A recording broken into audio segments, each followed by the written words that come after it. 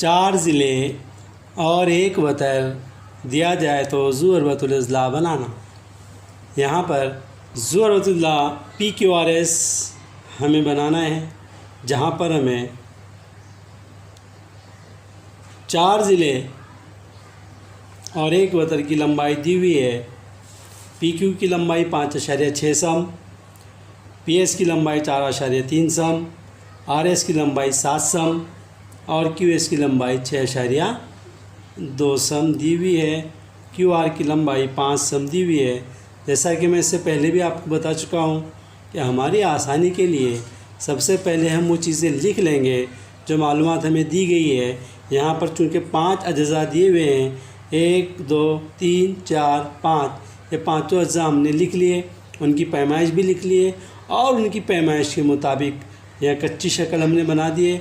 PQ की लंबाई 5.6 सम है, PS की लंबाई 4.3 सम है, SQ की लंबाई 6.2 सम है जो कि वतर है, QR की पैमाइश 5 सम है और SR की पैमाइश 7 सम है।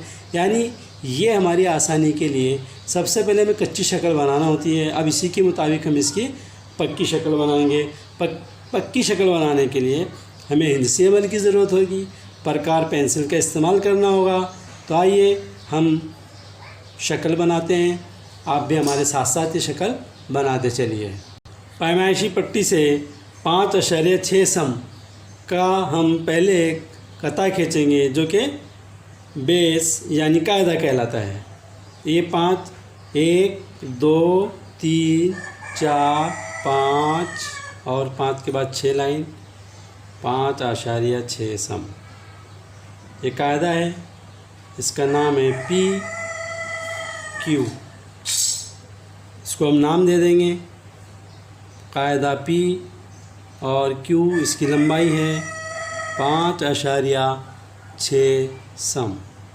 अब हम P से S मालूम करेंगे। S नुक्ता यहाँ कहीं है।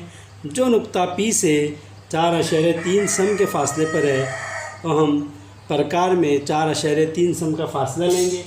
ये हमारे पास प्रकार है और हमने यहाँ पर 4.3 सम का फासला लिया है। 4 के बाद छोटी 3 लाइन लेंगे।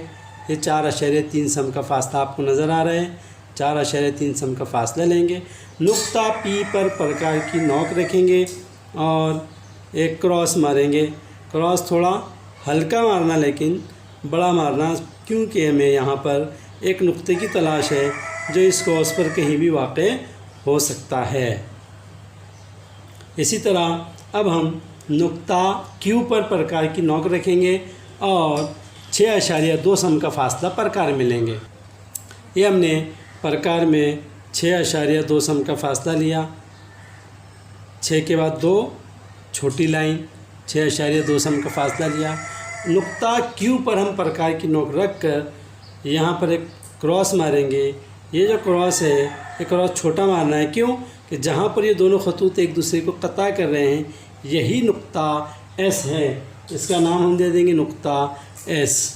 अब हम नुक्ता P से S को मिला देंगे।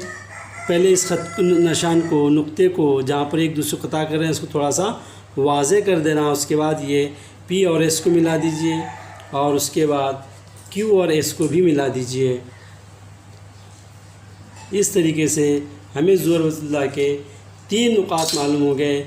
अब चौथा नुक्ता जो R है S से 7 सम के फासले पर है और Q से 5 सम के फासले पर है।